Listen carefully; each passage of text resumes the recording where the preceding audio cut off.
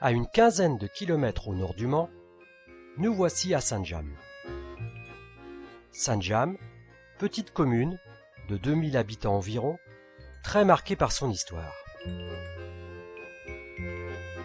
Laissons-nous guider et suivons la direction de la zone industrielle en empruntant la rue Chappé.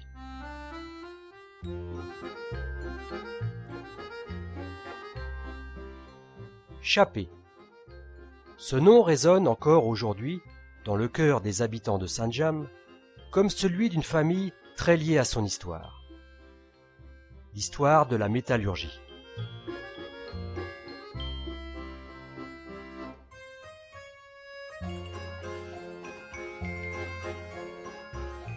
Nous voici maintenant sur le site industriel d'Antoigné, au lieu de la fonderie.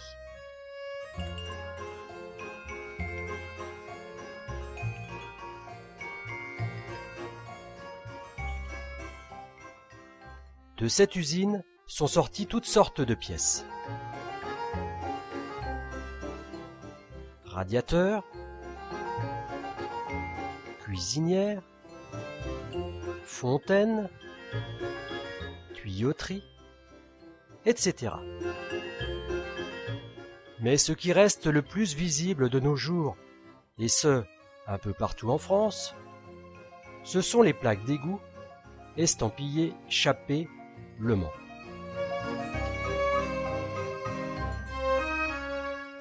Ainsi, à Paris, si vous regardez où vous marchez, vous pouvez encore voir un grand nombre de ces plaques.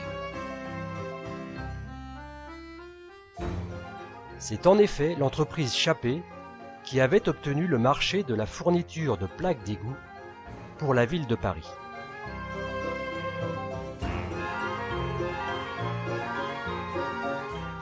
À la fin des années 60, l'entreprise est particulièrement prospère.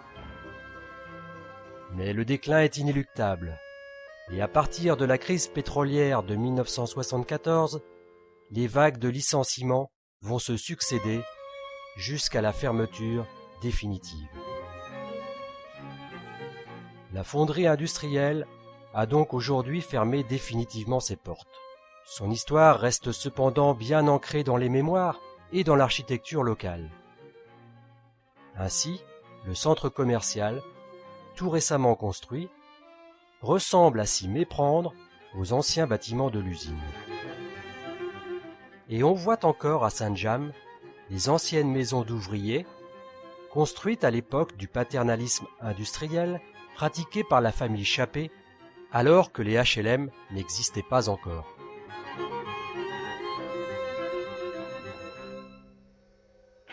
Malheureusement, les différentes manifestations, soutenues par celui qui deviendra plus tard maire du Mans, n'y feront rien.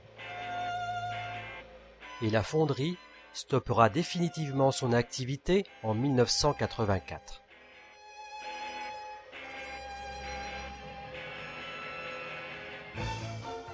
Aujourd'hui, les fondeurs d'Antoigné se sont reconvertis, sous la forme d'une association, dans la fonderie d'art en bronze et font preuve de leur talent grâce à la notoriété des 24 heures du Mans.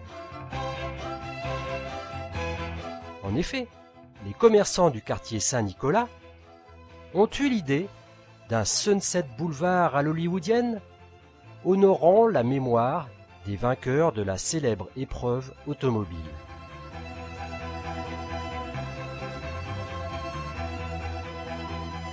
De grandes plaques de bronze ornent ainsi les rues du centre-ville du Mans.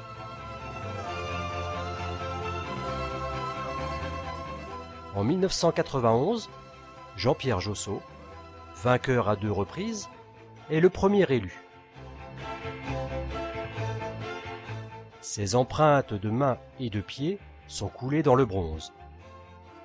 Depuis, d'autres grands noms de la course ont eu cet honneur, comme Henri Pescarolo, le Belge Jackie Hicks ou le Britannique Derek Bell.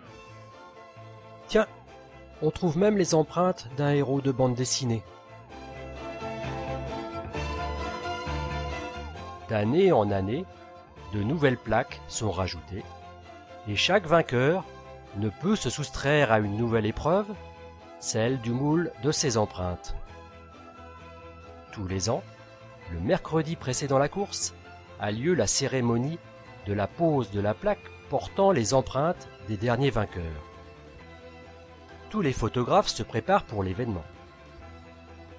Les pilotes, Marco Werner, Emanuele Pirro et Franck Biella, sont conviés pour la photo. Les officiels se font un peu attendre, comme d'habitude, et quand Monsieur le maire arrive enfin, la cérémonie peut commencer.